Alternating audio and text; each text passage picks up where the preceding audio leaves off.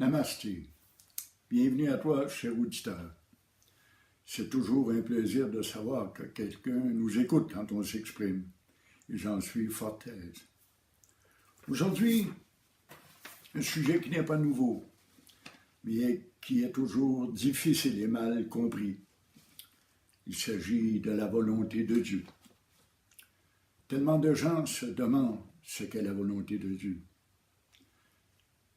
Pourtant, tous les sages, tous les saints en ont fait amplement les descriptions et l'énumération. Nombreux sont ceux et celles qui ont parlé de la volonté de Dieu. Elle n'est pas difficile à connaître.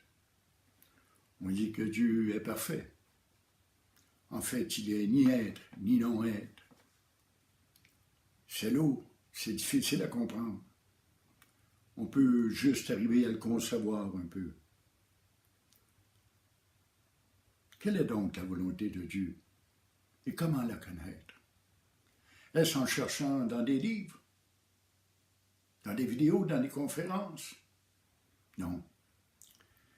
Peu importe ta condition actuelle, peu importe l'endroit où tu es, l'état dans lequel tu es, la santé que tu as ou la fortune que tu possèdes, dis-toi que telle est la volonté de Dieu. Ce que tu es en ce moment même, ici et maintenant, c'est la volonté de Dieu. C'est ce qu'il veut pour ce corps et ce mental. Tout ce qui est et arrive, sans exception, ici et maintenant, est la volonté de Dieu. S'il pleut à l'extérieur, plutôt que de chialer et de rechigner contre cette pluie, accepte-la comme étant la volonté de Dieu. Probablement que la planète, que la terre, que le paysage autour de toi, la nature, a besoin de cette averse. Qui es-tu pour juger s'il doit mouiller ou non? Vois-tu à quel point l'ego est fort? On veut tout contrôler, même le climat. Et la plupart du temps, en essayant de contrôler, on détruit. C'est bien ça le pire. Tout ce qui est et arrive est la volonté de Dieu. Nous croyons avoir un certain contrôle sur nos vies. On croit avoir du pouvoir. Nous croyons au libre arbitre. Mais avons-nous vraiment cette liberté de choix que nous revendiquons, dont nous exigeons le respect? Avons-nous vraiment cette liberté de choisir? Avons-nous vraiment du pouvoir sur nos vies?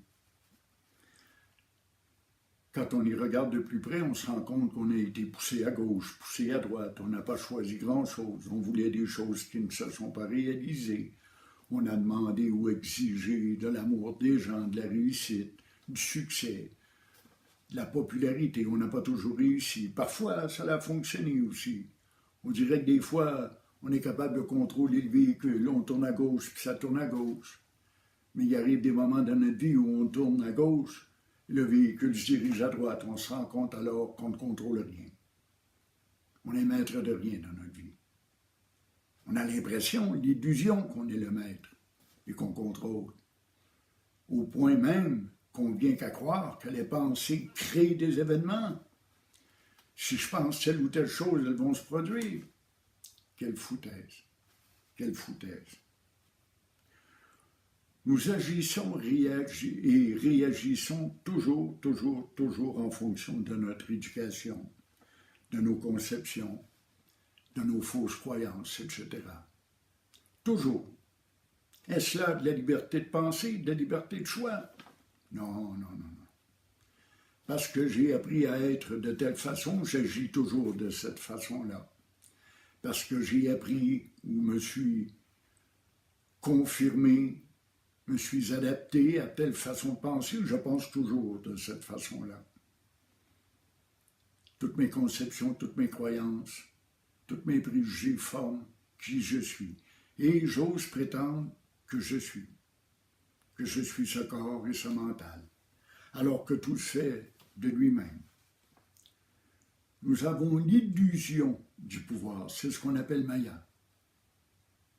Nous sommes à tel point ancrés dans ces pensées que nous ne sommes plus capables de cesser de penser. Dans un sens, nous n'avons jamais eu la maîtrise de notre vie. Nous regardions les personnages à l'écran et nous pensions être ce personnage. Or, nous apprenons, avec la voix directe de l'Advaita Vedanta, que nous n'avons pas le choix. Ce n'est pas nous qui agissons, c'est Dieu qui agit à travers nous. Et tout ce qui est, tout ce qui arrive est sa volonté, sans exception. C'est nous qui jugeons que c'est bien ou que c'est mal. C'est toujours nous, toujours le petit moi, toujours le petit je, qui ne cesse de revendiquer, de désirer, de critiquer, de juger. Quand tout cela s'arrête, quand on se débarrasse du petit moi, tout devient adéquat, tout devient parfait. Il n'y a rien de bon, rien de mal, tout est égal. Tout fait partie de ce spectacle merveilleux qu'est l'univers et la vie. Et nous en faisons partie, tout l'univers n'est qu'un seul corps, un seul esprit. Ce qui est et arrive est voulu. C'est notre karma. Et nous agissons ou réagissons selon notre nature.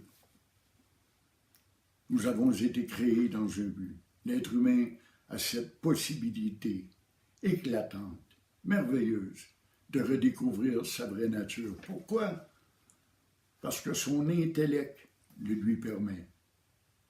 Nous pouvons transcender la pensée, transcender l'intellect et découvrir réellement qui nous sommes, notre véritable identité, le soi, lui, Dieu. Appelle-le comme tu voudras. Tout est Brahman, tout est Dieu. Et ce corps aussi, ses pensées aussi. Et tu es ce corps universel, cette conscience qui habite chaque être vivant et chaque chose. Tu sais, je le répète souvent, ta vie ne te regarde pas.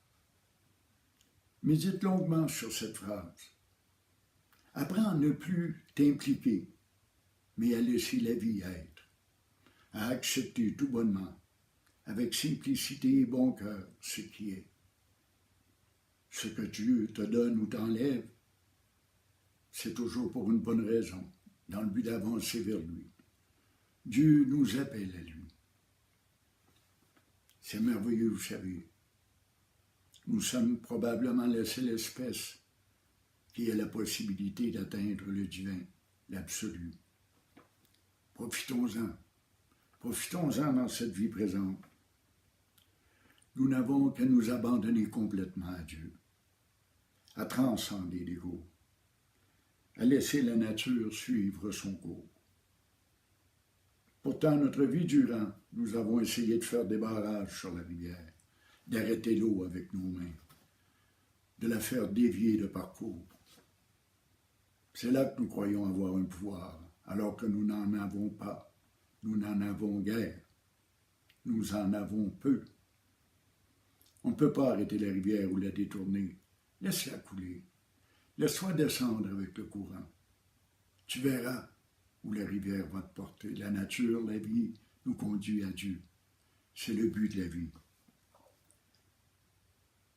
Mais tu sais, si l'acceptation est une forme de résilience, de résignation, elle n'est bonne à rien.